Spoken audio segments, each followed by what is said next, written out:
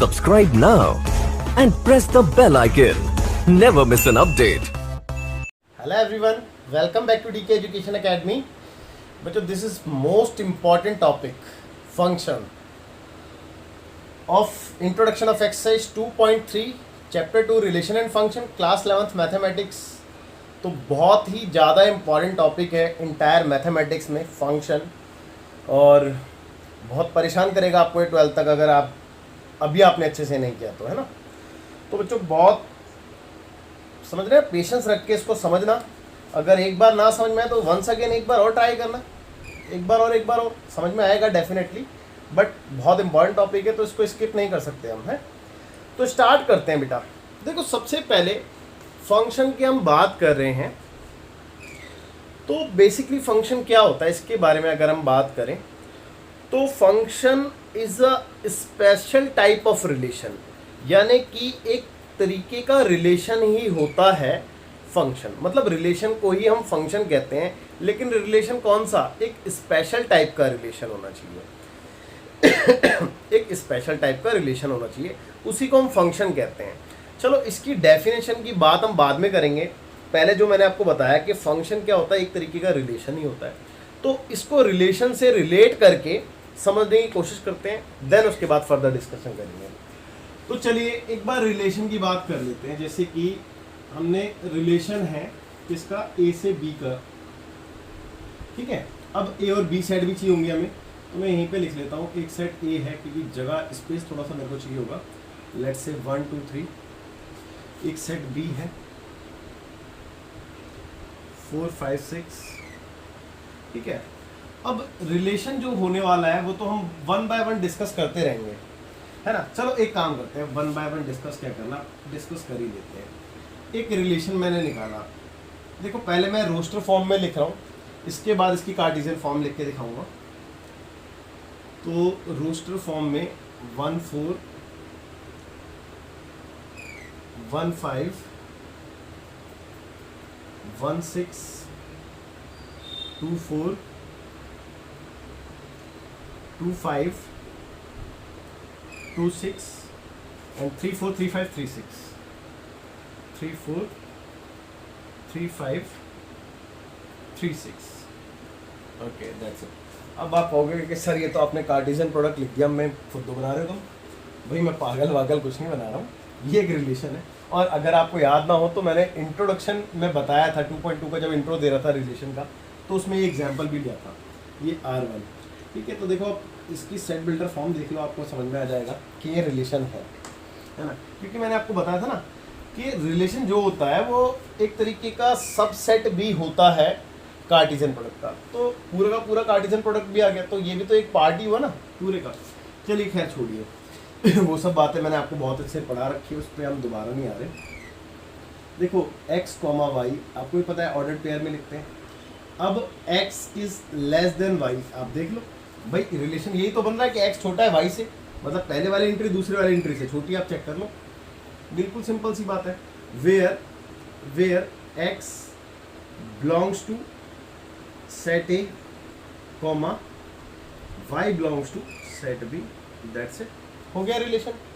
Okay चलिए अभी आगे बात करेंगे, हैं। पहले कुछ एग्जांपल्स ले लेते हैं, है ना, समझने के लिए पहले। या फिर एक काम करते हैं 1 बाय 1 मैं आपको समझाता जाता हूँ। बिकॉज ऑफ मेरे पे थोड़ा स्पेस कम है, अभी लॉकडाउन चल रहा है, मैं अकेडमी से ऑपरेट कर नहीं रहा हूँ, तो फिलहाल घर से ही ऑपरेट कर रहा हूँ। घर पे 2x3 का छोटा सा बोर्ड है, तो इसी में काम चलाना है। तो चलो कोई नहीं, मैं पहले आपको इतना ही क्लियर करता हूँ, उसके बाद आगे चलेंगे। देखो फंक्शन, सबसे पहले फंक्शंस नहीं, फंक्शन यानी कि सिंगल फंक्शन के बारे में तो पढ़ लें, फंक्शंस तो प्लूरल वर्ड हो गया ना।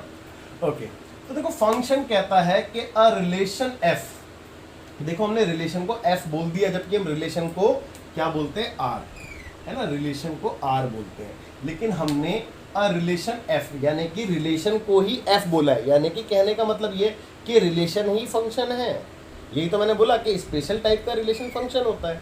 देखो a relation f from set A to set B, यानी कि जो रिलेशन है f, जिसको हम f कह रहे हैं a का b के साथ, a का b के साथ ही होता है भाई, ऐसे तो होता है।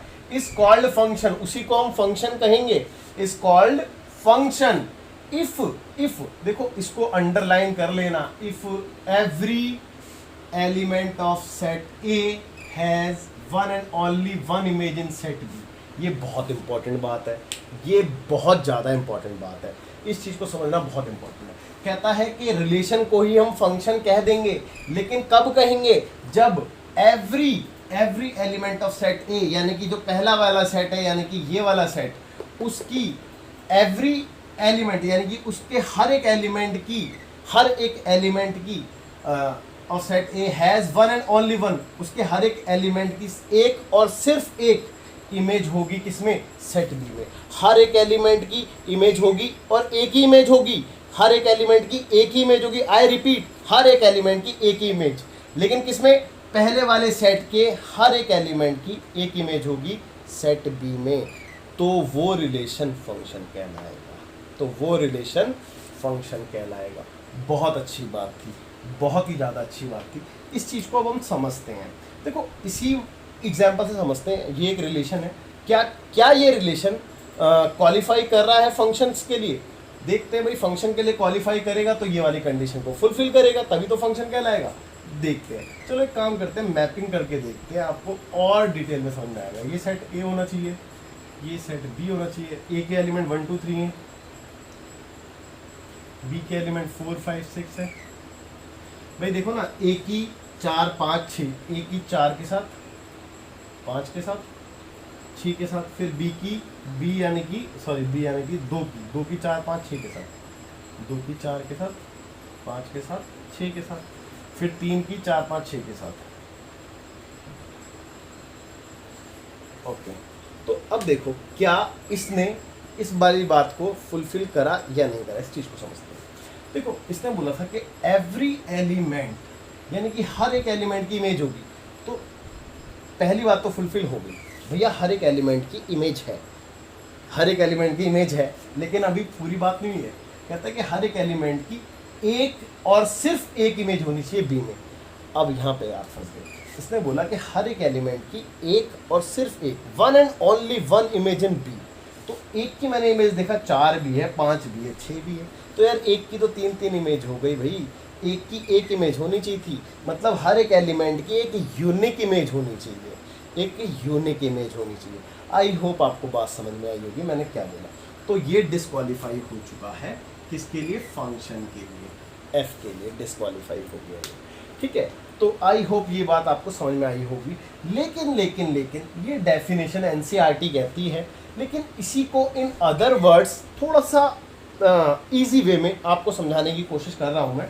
तो देखो और करके मैंने लिखा है, और in other words we can say a relation are, कोई भी रिलेशन आर ए से बी का is said to be a function, मैं उसको फंक्शन कह दूंगा, है ना। Is said to be a function when, कब? नंबर 1, जब डोमेन सेट ए के बराबर आ जाए। अब मैं इसकी डोमेन देखूं तो इसकी डोमेन अगर मैं निकालूँ तो मैंने आपको क्या सिखाया है भाई? डोमेन के लिए मैंने आपको यही ना सिखाया है कि एवरी फर्स्ट एंट्री ऑफ क्या कहते हैं इसको? ऑर्डर्ड पेयर की पहली एंट्री को हम डोमेन कहते हैं, यही तो सिखाया था मैंने। तो पहली एंट्री 1 है, फिर से 1 तो दोबारा नहीं लिखेंगे, फिर नहीं लिखेंगे, 2 2 2 2 फिर 3, बस देख लो ना, क्योंकि भाई रिपीट थोड़ा ना करोगे, 1 1 को 3 बार थोड़ा लिखते हैं सेट में, ये तो बता ही रखा है पहले भी। तो देखो आप खुद देखो मैंने क्या लिखा कि डोमेन जो है वो सेट ए के बराबर आ जाए, सेट ए मतलब पहले वाले के बराबर आ जाए, और देखो ना पहले वाले के बराबर आपकी डोमेन आ भी गई। तो इसने पहली वाली बात तो फुलफिल कर दी थी। और जैसा कि मैंने यहाँ पे भी आपको दिखाया था कि हर एक एलिमेंट की इमेज होनी चाहिए, तो मैंने कहा था ना कि हर एक एलिमेंट की इमेज तो है, तो इसने पहली वाली बात तो यहाँ पे भी फुलफिल करी थी, है ना, इस वाली उससे भी। अब दूसरी बात कहता है कि no two distinct ordered pair, यानी कि no two distinct ordered pair have same first element, यानी कि ऐसा कोई ऑर्डर्ड पेयर नहीं होना चाहिए जिसमें दोनों के फर्स्ट एलिमेंट सेम हो। देखो ना इधर भी है, इधर भी है, यहाँ तो 3 हो गई भाई पहला एलिमेंट तीनों केस में सेम है ना, तो दूसरी कंडीशन फुलफिल नहीं हुई ना, तो इसीलिए डिस्क्वालीफाई हो गया।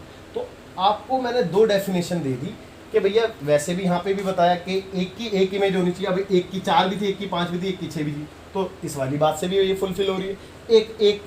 एक मंत्र और देता हूँ आपको, एक मंत्र और देता हूँ। देखो एक बात याद रखना,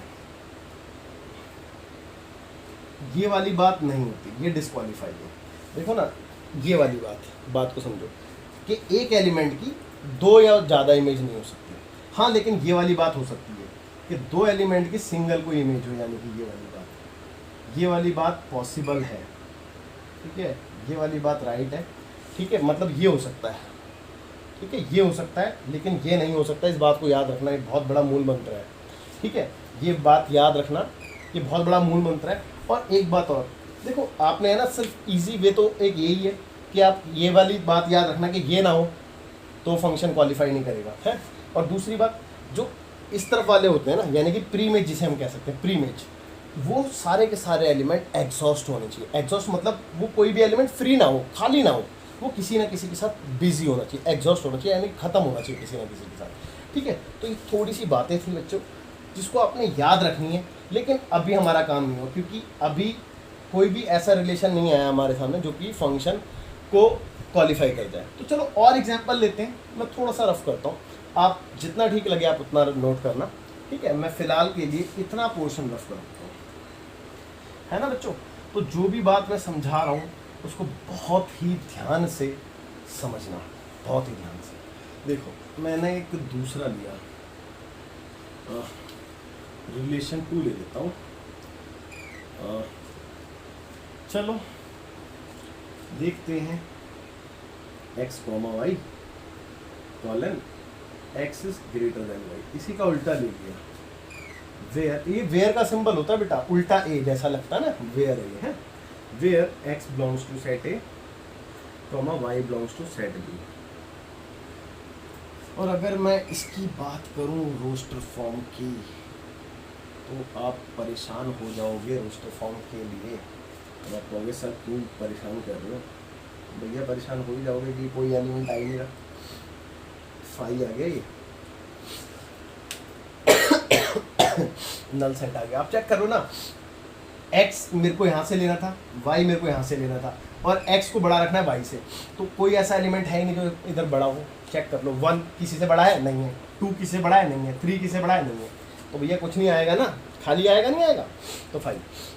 तो बेटा ये भी क्वालिफाई नहीं करा, क्योंकि देखो ना, कहता है कि इसके हर एक एलिमेंट की इमेज होनी चाहिए। अरे किसी की भी इमेज नहीं है यार, आपकी डेफिनेशन के अकॉर्डिंग कहता था कि हर एक एलिमेंट की इमेज होनी चाहिए, एक भी एलिमेंट की इमेज नहीं है, तो ये तो डिस्क्वालीफाई हो गया। लेकिन रिलेशन है ये, बट ये फंक्शन नहीं है ना, तो ये भी फंक्शन नहीं है, ये भी डिस्क्वालीफाई हो गया। चलो एक और लेके देखते हैं, एटलीस्ट 3 तो लेके देखें, क्योंकि अभी तक तो फंक्शन आया ही नहीं, एटलीस्ट हमें एक तो रिलेशन लेना पड़ेगा ना जो फंक्शन को क्वालिफाई कर जाए। तो चलो एक और लेके देखते हैं और कोशिश करेंगे कि वो फंक्शन बन जाए। तो R3 मैंने लिया एक, x, y कॉलन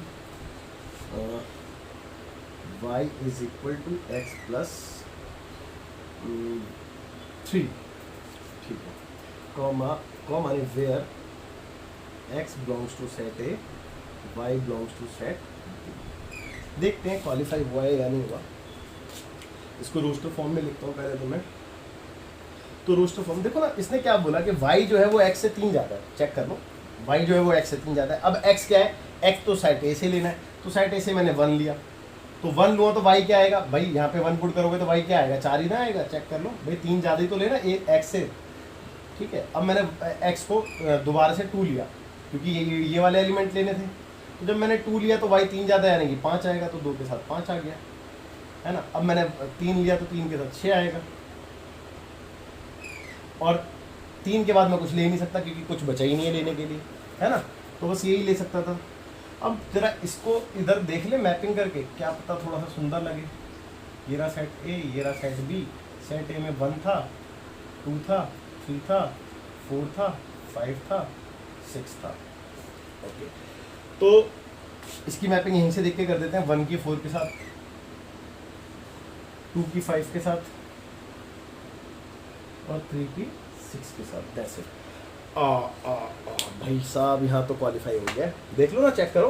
कहता है कि ये वाला जो सेट होता है वो फ्री नहीं होना चाहिए, वो पूरा एग्जॉस्ट होना चाहिए, सारा का सारा एग्जॉस्ट हो रहा है, और हर एक एलिमेंट की एक यूनिक इमेज होनी चाहिए, तो हर एलिमेंट की एक यूनिक इमेज भी है। भाई देखो ना, कहता था कि if every element of set A, हर एक एलिमेंट की सेट ए में has 1 and only 1 image in set B, B के अंदर एक और सिर्फ एक ही इमेज होनी चाहिए। तो हर एक एलिमेंट की एक और सिर्फ एक ही इमेज है बी में।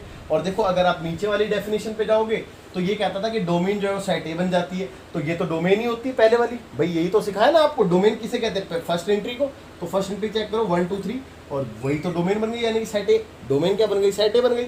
अब इसकी दूसरा पढ़ते हैं, कह रहा है कि नो टू डिस्टिंक्ट ऑर्डर, यानी कि ऐसे कोई दो डिस्टिंक्ट ऑर्डर पेयर, यानी कि अलग अलग ऑर्डर्ड पेयर में सेम नहीं होना चाहिए फर्स्ट एलिमेंट। तो मैंने देखा कि फर्स्ट एलिमेंट किसी का भी सेम नहीं था, इसमें 1 था, इसमें 2 था, इसमें 3 था, किसी का सेम नहीं था, है ना भाई, यही था ना।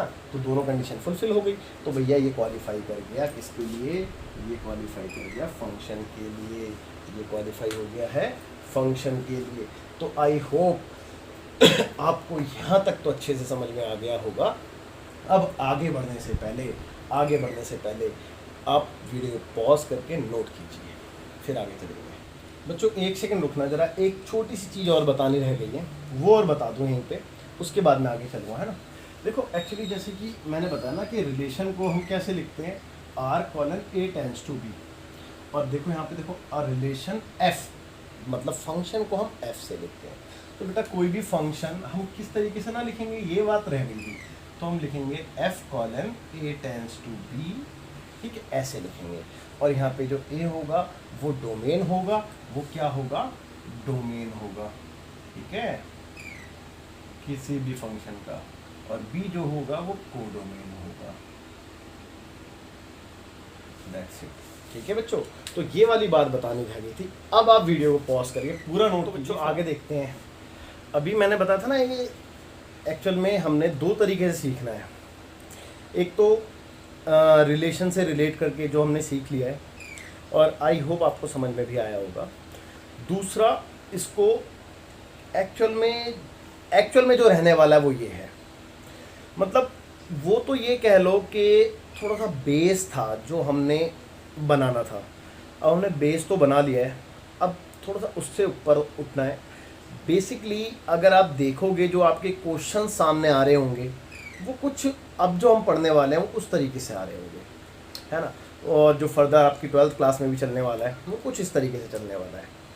तो ध्यान से देखेंगे, बहुत ध्यान से समझेंगे। तो देखो क्या कहता है कि फंक्शन के लिए फंक्शन इज अ रूल, मतलब इसने फंक्शन को एक रूल यानी कि लाइक अ फॉर्मूला, फंक्शन को एक फॉर्मूला बोल दिया है। फंक्शन एक रूल है, ठीक है, rule that gives new element, जो कि हमें क्या देता है, नए एलिमेंट देता है out of some given elements, जो हमारे पास गिवन एलिमेंट होते हैं उससे। कैसे देखते हैं। देखो इसने क्योंकि फंक्शन को एक रूल बोला है, तो अब हम थोड़ा सा फील करके समझते हैं कि क्या वाकई में ही फंक्शन एक रूल है। चलो समझते हैं।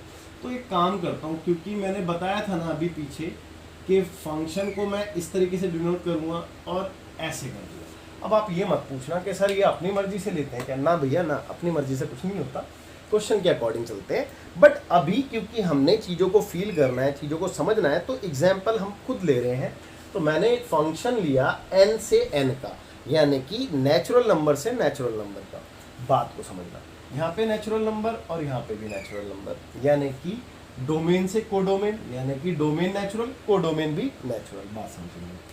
और comma where f of x equal to, यानी कि जो फंक्शन लिया मैंने वो कुछ ऐसे से ले लिया 2x या फिर चलो 2x, let's suppose x square, f of x equal to x square, ठीक है, ओके। देखो रूल तो कुछ भी हो सकता है। अब आप देखो यही था बेटा वो रूल ना, जिसको हम रूल कह रहे थे ना, यानी कि फॉर्मूला कह रहे थे, वो यही था।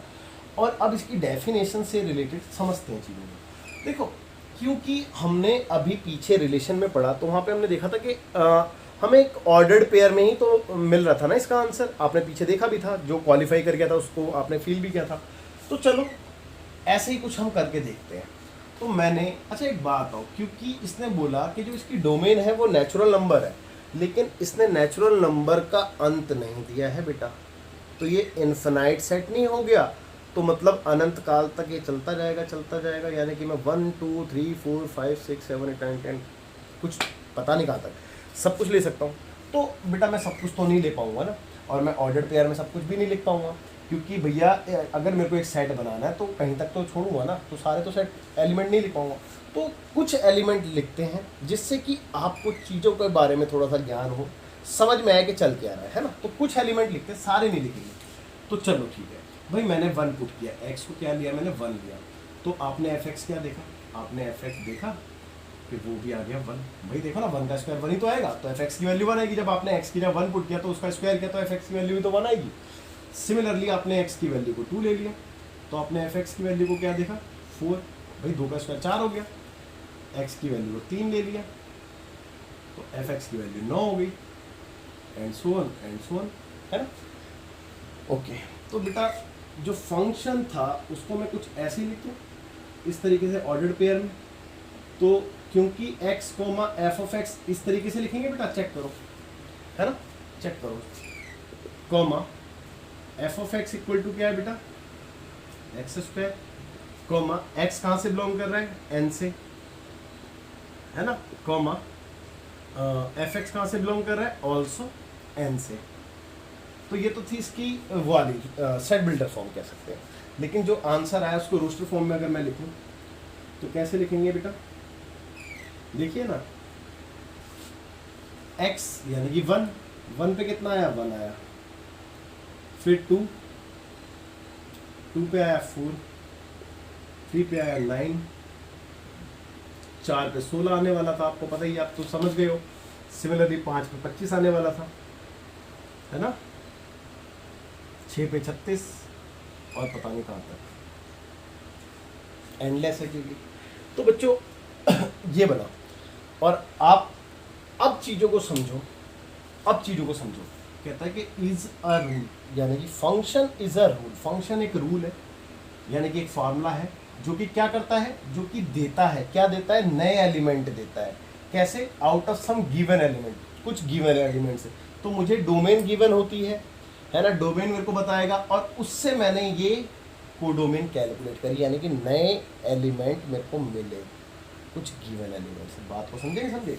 तो बच्चे ये था पूरा फंक्शन इज अ रूल की फॉर्म में भी हमने समझा, लेकिन अभी पूरी बात खत्म नहीं हुई है, अभी हम थोड़ा सा और समझेंगे और अच्छे से चीज़ों को क्लियर करेंगे। बट बिफोर दैट आप इतना अच्छे से समझ में आया होगा, ये मैं इतनी उम्मीद करता हूँ आप लोगों से।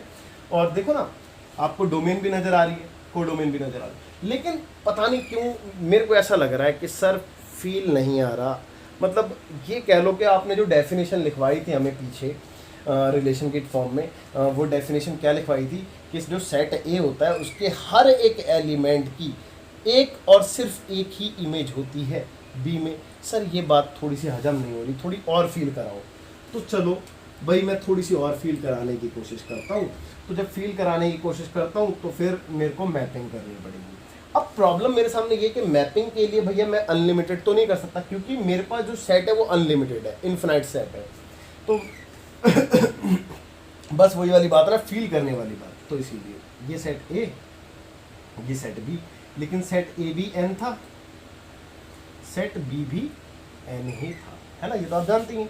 बी यानी कि एफ एक्स, बी यानी कि एफ एक्स ना। देखिए तो 1 2 3 4 5 6 एंड सो ऑन। भाई कहाँ तक लिखोगे, ठीक है, यहाँ पे 1 2 3 4 5 6 7 8 9 10 11 12 13 14 15, थोड़ा और बड़ा कर दूँ, एटलीस्ट 16 तक लिख दूँ ना, 16 डॉट डॉट डॉट, ठीक है, क्योंकि और आगे मैं जा नहीं पाऊँगा, बहुत सारे वैल्यू इसलिए है। तो देखो 1 का 1 के साथ था बच्चे, ठीक है, 2 का 4 के साथ था, 3 का 9 के साथ था, 4 का 16 के साथ था, और 5 का कहीं ना कहीं 25 के साथ था, और 25 यहाँ पे है। 6 का 36 के साथ था, वो भी है। 7 का 49 के साथ था, वो भी है। 8 का 64, 9 का 81, 10 का 100 एंड सो ऑन। यानी कि आपको अब फील आ गया होगा, आपको अब फील आ गया होगा कि यहाँ के सारे एलिमेंट एग्जॉस्ट हो गए, सारे एलिमेंट की कोई ना कोई इमेज है, और हर एक एलिमेंट की एक ही इमेज है। आप देख लो, ये भी नहीं कि हर एक एलिमेंट की 2 इमेज हो। तो बच्चों अब मेरे ख्याल से आपको थोड़ा हद तक फील आया होगा कि हाँ सर अब थोड़ा सा ठीक है। अच्छा, किसी के मन में ये डाउट तो नहीं है कि सर यहाँ पे तो बहुत सारे एलिमेंट फ्री जा रहे हैं। तो भैया जान दो ना, तुम्हारा क्या जा रहा है और मेरा क्या जा रहा है। डेफिनेशन फुलफिल होनी चाहिए। डेफिनेशन ये कहती थी कि यहाँ के सारे एलिमेंट एग्जॉस्ट होने चाहिए, यहाँ का कोई फ्री नहीं होना चाहिए। यहाँ के फ्री हो या ना हो, अजी मेरे को क्या दिक्कत या आपको क्या दिक्कत, जो उसने बोला वो कंडीशन फुलफिल कर दी, बात खत्म होती है यहाँ पे। ठीक है, दैट्स इट। तो आई होप आपको अब कुछ हद तक चीज़ें क्लियर हुई होंगी। बट मैंने बोला ना कि यहीं तक नहीं है, इसको हम बहुत अच्छे से समझेंगे और जब क्वेश्चंस करेंगे ना तो नो डाउट आपको 110% चीज़ें क्लियर हो चुकी होंगी जब तक। इसीलिए हम थोड़ा सा ज़्यादा डीपली जा रहे हैं कि क्वेश्चन करते टाइम हमें ज़्यादा दिक्कत ना हो। और फिर मेन बात मैं आपको फिर कहता हूँ कि देखो, अगर मेरे को 11th के पर्पज़ से ही पढ़ाना होता आपको कि सिर्फ भैया ये 11th में जो एक टॉपिक है, एक एक्सरसाइज है, वो ख़त्म करानी है, तो आप यकीन नहीं मानोगे 1 से 2 लेक्चर में ख़त्म हो जाती। ठीक है, लेकिन आपने फंक्शन को फील करना है, समझना है, क्योंकि 12th क्लास में भी यूज़ करना है और अभी आगे भी भैया, क्योंकि ट्रिग्नोमेट्री भी तो फंक्शन है। ट्रिग्नोमेट्री क्या है? ट्रिग्नोमेट्रिक फंक्शन, तो वहाँ पे भी तो सीखना है। तो भैया फंक्शन को यहाँ पे फील नहीं करोगे तो वहाँ पे पकड़े जाओगे, दिक्कत है। इसलिए तो बात नहीं करते हैं ज़्यादा, आगे चलते हैं। आई होप ये आपको समझ में आया होगा। लेकिन अब आगे की बात करते हैं। ओके, देखो अब मैंने एक फंक्शन लिया, लेट्स सपोज, चलो n से n का ही ले लिया, ठीक है, लेकिन फंक्शन में थोड़ा सा मैंने चेंज कर दिया, जैसे कि x² - 1 अपॉन में 2x कर दिया, लेट्स सपोज ये कर दिया मैंने। अब आप बताओ मेरे को, अब आप देखो, क्योंकि बच्चे बार बार हम इतना लंबी चौड़ी कैलकुलेशन तो नहीं कर सकते, तो बेटा हमें चीज़ों को इतनी हद तक अंदर घुस के समझना है कि हमें देखते ही समझ में आए कि हाँ चल क्या रहा है, माजरा क्या है। तो बेटा मैं आपसे पूछूंगा कि बेटा डोमेन क्या है, तो नो डाउट आपको मैंने जो पढ़ा है, आपने जो सीखा है, जो एनसीईआरटी कहती है वही। भाई डोमेन क्या कहती है? डोमेन कहते हैं कि जो ऑर्डर्ड पेयर है उसकी फर्स्ट एंट्री डोमेन होती है। तो आप कहोगे बिल्कुल ठीक है, और सर ने भी डोमेन से कोडोमेन बताया था, तो डोमेन यही होनी चाहिए। तो भैया आप कहोगे सर डोमेन यही होनी चाहिए, ठीक है, लेकिन आप बिल्कुल सही हो, डोमेन बिल्कुल यही होनी चाहिए, मैं मान गया आपकी बात 100%, ठीक है। लेकिन एक काम करते हैं, इसको ना n से ना करें, इसको ना r से कर दें तो मज़ा आएगा थोड़ा सा, ठीक है। बताता हूँ मैं क्यों, क्योंकि n से करता ना तो जो चीज़ मैं समझाना चाह रहा था वो आप समझ नहीं पाते। अब आप कहोगे कि डोमेन तो सर r है, भाई बिल्कुल डोमेन r है, भाई यही होता है, क्योंकि लेकिन आप भी गलत रहोगे और मैं भी गलत रहूँगा अगर आपने r बोल दिया तो। रीज़न है बेटा, रीज़न है। देखो ना, r का मतलब क्या होता है? r मतलब एक बहुत बड़ा सेट है भैया, रियल नंबर समझते हो, जिसके अंदर नेचुरल भी है, होल नंबर भी है, इंटीजर्स भी हैं, सब कुछ है, पॉइंट वाले नंबर के फ्रैक्शंस भी, सब कुछ है। लेकिन r में जीरो भी है, जीरो भी इंटीजर होता है। अगर आपने जीरो डाल दिया यहाँ पे, अगर आपने डोमेन में जीरो ले लिया तो फंक्शन अनडिफाइंड हो जाएगा। चेक करो कैसे, भाई देखो ना, जीरो का स्क्वायर -1/2 × 0, तो क्या आया? -1/0, जो कि होता है इन्फिनिटी का मतलब क्या होता है? Not defined. तो नॉट डिफाइंड का मतलब क्या हुआ कि भैया ये फंक्शन डिफाइंड ही नहीं हुआ। अगर जीरो पे डिफाइंड ही नहीं हो रहा तो जीरो पे मतलब आपको इमेज क्या मिली? आप देखो ना, fx क्या मिला जीरो पे? भाई जब आपने x की जगह जीरो रखा, मतलब ऑर्डर्ड पेयर में लिखूंगा तो जीरो पे क्या मिला आपको? नॉट डिफाइंड मिला आपको, या इन्फिनिटी लिखोगे आप यहाँ पे। तो बात को समझो कि आपको जीरो पे कोई इमेज मिली ही नहीं, तो जीरो पे जब कोई इमेज नहीं मिली तो भैया ये तो अपनी डेफिनेशन को फुलफिल ही नहीं कर रहा, क्योंकि इसकी डेफिनेशन तो ये कहती है कि हर एक वैल्यू पे, यानी कि इसकी हर एक वैल्यू पे कोई ना कोई इमेज होनी चाहिए थी, कोई ना कोई यूनिक इमेज होनी चाहिए थी। तो इसने जीरो पे कोई इमेज नहीं दी है, कोई भी इमेज नहीं दी है, चेक कर लो। तो जीरो पे जब इसने कोई इमेज नहीं दी है तो भैया ये फंक्शन नहीं है। लेकिन हम तो फंक्शन पढ़ रहे हैं, तो फंक्शन पढ़ रहे हैं तो इसको फंक्शन बनाना पड़ेगा, तो इसको फंक्शन बना दो भाई। आप देखो ना कि जीरो की वजह से ये डिस्क्वालीफाई हो रहा था, बाकी हर एक वैल्यू पे कोई ना कोई रियल वैल्यू मिल जाएगी मेरे को। आप यहाँ पे जीरो के अलावा कुछ भी पुट करते जाओ, मेरे को कुछ ना कुछ आंसर मिलेगा, और वो डेफिनेटली रियल मिलेगा, क्योंकि रियल ना होने का कोई सवाल पैदा नहीं होता था, बस एक जीरो की वजह से ये क्या हो रहा था? अनडिफाइंड हो रहा था। तो बेटा अब इसकी डेफिनेशन अगर मैं थोड़ी सी चेंज करके लिख दूं कि इस आर में से एक्सेप्ट यानी कि 0 को हटा दूं, ठीक है, और ये तो हमें सेम ही मिलनी है। तो अब कहोगे कि हाँ सर अब ये क्या बन गया, अब ये फंक्शन है, अब ये फंक्शन है, क्योंकि मैंने क्या बता दिया कि जो डोमेन है उसमें से आप 0 को छोड़ के सारी वैल्यू ले लो, ठीक है, तो ये फंक्शन है, नहीं तो नहीं है।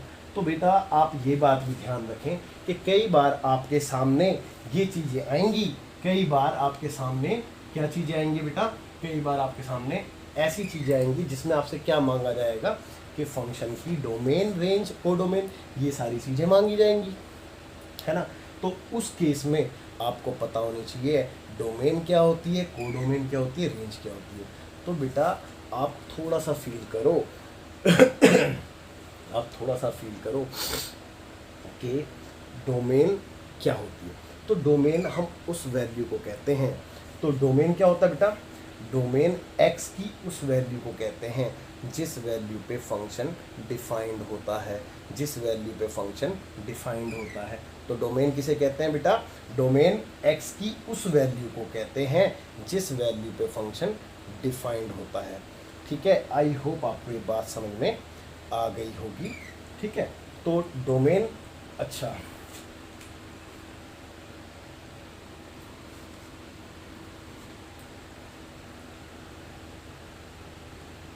domain is a value of x comma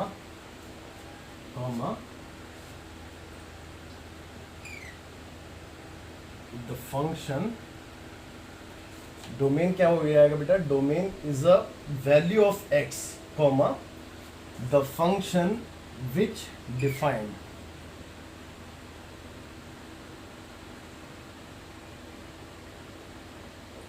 ठीक है। यानी कि कहने का मतलब वही था कि डोमेन हम उस x की उस वैल्यू को कह सकते हैं जिस पे फंक्शन हमारा डिफाइंड हो जाए, दैट्स इट। अब देखो एक चीज़ आपको और बतानी थी, तो एक काम करता हूँ आप इतना अगर आपको कुछ लगता है नोट करने लायक तो आप इसको नोट कीजिए, फिर मैं थोड़ा सा और आगे आपको बताऊँगा, फिर उसके बाद हम क्लास को तो बच्चों आगे देखते हैं। तो बेटा मैं आपसे ये कह रहा था कि आपने ये सीखा, आपने फील किया कि रूल क्या है, और आपने ये भी देखा कि मैंने रूल को एक रिलेशन की फॉर्म में बना के दिखाया था आपको, क्योंकि उसके एक रिलेशन यानी कि ऑर्डर्ड पेयर में भी दिखाया था मैंने, है ना। तो आपने देखा कि रूल इज़ अ रिलेशन और रिलेशन इज़ अ फंक्शन, तो rule is a function, function is a rule. तो बच्चों कहने का मतलब ये था, इनडायरेक्टली ये कह सकते हैं कि हर एक फंक्शन रिलेशन ही है, हर एक function, every function is a relation, but not necessary every relation is a function, है ना। ये नेसेसरी नहीं है कि सारे रिलेशन फंक्शन हो, कुछ स्पेशल टाइप के फंक्शन रिलेशन होते हैं जो कि फंक्शन होते हैं, ठीक है बच्चों। तो आई होप यहाँ तक भी कोई दिक्कत नहीं होगी। अब देखो एक चीज़ याद रखना बेटा, देखो जो टाइप्स ऑफ फंक्शन की अगर मैं बात करूँ ना, टाइप्स ऑफ फंक्शन, ठीक है, तो दो तरीके के फंक्शन होते हैं बेटा। एक होता है रियल फंक्शन, ठीक है, और एक होता है रियल वैल्यूड फंक्शन, ठीक है। देखो रियल फंक्शन और रियल वैल्यूड फंक्शन, इसका नाम से ही पता चलता है कि रियल वैल्यूड फंक्शन। देखो मतलब समझो, कोई भी फंक्शन होगा no doubt R to R होगा, ये बात मैं आपको बता चुका हूँ, यानी कि रियल से रियल। देखो इधर इसके अलावा कुछ क्वेश्चन में बोला है तो बात एक अलग हो जाती है, ठीक है। आई रिपीट, अगर क्वेश्चन में कुछ बोला है जैसे n से n बोला है तो बात एक अलग है ना, वो बात एक अलग है, अदरवाइज R to R होता है। यानी कि हमेशा ये बात याद रखना कि कोई भी रियल फंक्शन में डोमेन रियल वैल्यूज़ होती हैं, कोडोमेन रियल वैल्यूज़ होती हैं, और रेंज भी रियल वैल्यूज़ ही होती हैं, ठीक है। तो आगे देखिए बेटा, अब देखो मैं इसकी बात करता रियल वैल्यू फंक्शन। अभी अभी आपने क्या देखा कि फंक्शन इज़ अ रूल, जैसे कि फॉर एग्जांपल फंक्शन 2x है, ठीक है। अब ये एक रूल है, जैसे कि भाई मैंने दिखाया आपको, अब r से r है, जैसे कि आपने r की वैल्यू उसमें पुट करते गए, लेट सपोज आपने 1 पुट करी तो आपको 2 मिली, ठीक है, 2 पुट करने पर 4 मिली, और 3 पुट करने पर, ठीक है ना भाई, 1 पुट करने पर आपको 2 मिलेगी, 2 पुट करने पर 2 टू द 4 मिलेगी, 3 पुट करने पर 6 मिलेगी, एंड सो ऑन, है ना। यानी कि कहने का मतलब ये है कि जब आप एक वैल्यू को सब्स्टिट्यूट कर रहे हो तो आपको एक दूसरी वैल्यू मिलती है ना। तो रियल वैल्यूड मतलब क्या हुआ कि जो आपको मिलता है उसको वैल्यू ही तो कहते हैं, उसको हम क्या कहते हैं, वैल्यू। तो वो वैल्यू क्या होनी चाहिए, रियल होनी चाहिए, वो वैल्यू क्या होनी चाहिए, रियल होनी चाहिए।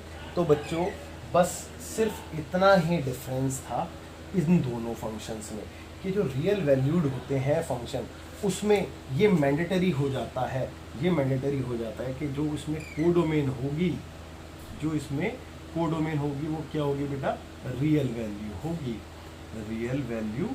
होगी। ठीक है बच्चों, बस इतना ही डिफरेंस है इसमें कि जो हमें वैल्यू मिलती है वो रियल होनी चाहिए। अब रियल आप समझते हैं रियल नंबर्स। अब कहोगे कि सर कोई एग्जांपल लेके बता दो तो यार अच्छा हो जाएगा थोड़ा सा। चलो ठीक है भाई, आपकी बात मान ली, मैंने कुछ स्टूडेंट्स ले लिए, कुछ 2-4 स्टूडेंट ले लेता हूँ, ठीक है। जैसे कि नंबर 1 शिवानी, ठीक है, नंबर 2 सुमित, नंबर 3 नीमा, और नंबर 4 किसका नाम लिखूं, एकता, और नंबर 5 बच्चे भी याद नहीं आ रहे, और चलो अवनी, और कोई रह गया, चलो एक और ले लेते हैं, ईश, ठीक है, सॉरी ईशा कह रहा था मैं, ईश नहीं चाहिए, हाँ। तो ये मैंने 6 बच्चे ले लिए। अब ऑब्वियस सी बात है, ये एक स्कूल में 11th क्लास के बच्चे हैं, है ना। तो उस स्कूल में मान लीजिए 47 स्टूडेंट्स हैं, मतलब और भी होंगे स्टूडेंट, जाहिर सी बात है। इसके अलावा मैंने तो सिर्फ लिमिटेड 6 स्टूडेंट लिखे हैं ना, और भी होंगे, यानी कि टोटल 47 स्टूडेंट्स हैं। तो बच्चों हर एक स्कूल में हर एक सिंगल बच्चे का सिंगल रोल नंबर होता है, आप ये बात जानते हो, है ना। तो लेट सपोज कि इसका रोल नंबर 33 था, इसका रोल नंबर 31 था, ठीक है, इसका रोल नंबर मैंने मान लिया 16 था, इसका रोल नंबर 5 था, इसका रोल नंबर 1 था, इसका रोल नंबर लेट सपोज 7 था, ठीक है, मैंने मान लिया। तो एक बात बताओ, एक छोटी सी बात बताना कि क्या शिवानी के साथ में जो इमेज बनी वो 33 बनी, है ना, कॉमा जो सुमित है उसके साथ में 31 बनी, और जो नीमा है उसके साथ में 16 बनी, ठीक है। एकता है उसके साथ में 5, सिमिलरली अवनी 1, और ईशा 7, ठीक है। और इसके अलावा और भी रहे होंगे, वो मैंने लिखे नहीं है, वो मैं बाद में बात करूँगा उसकी। लेकिन मैं आपको ये बता रहा था कि रियल वैल्यूड फंक्शन क्यों है, क्योंकि बेटा इसमें मैंने आपको बताया जो डोमेन होती है वो रियल वैल्यू होती है, यानी कि सॉरी डोमेन कोडोमेन, है ना। जो कोडोमेन होती है वो रियल वैल्यू होती है, यानी कि डोमेन से कोई मतलब नहीं है, डोमेन कुछ भी हो डजंट मैटर, ठीक है। लेकिन आप देखो कोडोमेन आपको रियल वैल्यू मिली है ना, रियल वैल्यू मिली है ना, कोई ना कोई, ओके। और खैर ऐसा भी हो सकता था कि मैंने अपने स्टूडेंट्स का टेस्ट ले लिया, अवनी बेचारी पढ़ती नहीं है तो उसके 1 नंबर आ गए, ठीक है, और ये मार्क्स हैं, मतलब मान लो कि मैंने मार्क्स दे दिए 35 में से, शिवानी ने बहुत अच्छा कर दिया 33 ले आई आउट ऑफ 35, सुमित ने भी ठीक ठाक कर दिया, नीमा बेचारी थोड़ी कमज़ोर है, एकता ईशा, तो इनमें दम नहीं है। चलो खैर वो वॉटेवर, वो तो मजाक वाली बात है। तो जो मेरा मेन मकसद था वो था रियल वैल्यूड फंक्शन को आपको एक्सप्लेन करना, आपको समझाना। तो रियल वैल्यूड फंक्शन में एक ही चीज़ है कि जो कोडोमेन होती है वो रियल वैल्यू होनी चाहिए, बस इस बात को ध्यान रखें, दैट्स इट। अच्छा, अब आप कहोगे रियल फंक्शन, तो भैया रियल फंक्शन तो सिंपल है कि फंक्शन रियल से रियल, दैट्स इट। कोई भी फंक्शन, कोई भी रूल, एनी रूल भाई, एनी रूल 2x/x² - 1, कोई भी रूल, या इसका उल्टा ले लो और में, ठीक है, और ओनली 2x ले लो। और रूल तो कुछ भी हो सकता है ना, देखो वो तो डिपेंड करेगा क्वेश्चन पे कि x² - 1/2x। रूल तो रूल है, कोई सा भी रूल हो सकता है, लेकिन रियल टू रियल। अब ये मत कहना कि सर रियल टू रियल हमेशा ही, अरे हमेशा का मतलब ये है कि अगर n to n भी लिखा है मेरे बच्चों, अगर n to n भी लिखा है तो वो भी तो रियल ही होते हैं। नेचुरल नंबर क्या होते हैं, रियल नहीं होते हैं। अगर इंटीजर टू इंटीजर लिखा है या इंटीजर से कुछ और लिखा है या नेचुरल से रियल लिखा है, तो सारे के सारे होते तो वही हैं मेरे भाई, होते तो सारे के सारे रियल ही हैं। तो इसमें एक बात और सीखी हमने, यहाँ पे ज़रा स्टार बना के देखो। तो इसमें ये बात सीखी हमने कि जो डोमेन होगी वो क्या होगी बेटा, सबसेट होगी। ये सबसेट का सिंबल है, और इक्वल भी हो सकती है किसके, रियल वैल्यू के, यानी कि आर की, ठीक है। जो कोडोमेन होगी वो भी रियल वैल्यू के इक्वल या फिर उसका सबसेट, ठीक है। जो रेंज होगी वो भी यही मान लीजिए, है ना। तो आई होप आपको ये बात अच्छे से क्लियर हो गई होगी, है ना। अब आप वीडियो को पॉज करके नोट कीजिए, इसके बाद हमने बहुत सारा पढ़ना है अभी। फ़िलहाल मैं आज आपसे अलविदा लेना चाहता हूँ, क्योंकि अगर सारा एक ही दिन में आपके दिमाग में डालूँगा तो वैसे ही काफ़ी बोर किया होगा मैंने आज, क्योंकि थोड़ा सा टॉपिक ही ऐसा था ना। और मैंने कोशिश तो पूरी की है कि आपको फंक्शन को बहुत अच्छे से समझा सकूं। आई होप आपको समझ में आया होगा। चलो ठीक है, इसके बाद आप वीडियो को पॉज करके नोट कर लेना, देन मिलते हैं आपसे नेक्स्ट लेक्चर में, और उसमें हम कुछ फंक्शंस डिस्कस करेंगे। टाइप्स ऑफ फंक्शन, मतलब दो तरीके के फंक्शन होते हैं, वो बात अलग है, लेकिन इनके अंदर इनके भी तो कुछ टाइप्स होते हैं ना, यानी कि रियल फंक्शंस के कुछ टाइप है ना, समझ रहे हो ना मैं क्या कह रहा हूँ। और फिर कुछ फर्दर क्वेश्चंस भी डिस्कस करेंगे, और आई होप आपको बहुत अच्छे से क्लियर होगी चीज़ें। कोई दिक्कत, कोई परेशानी नहीं होनी है।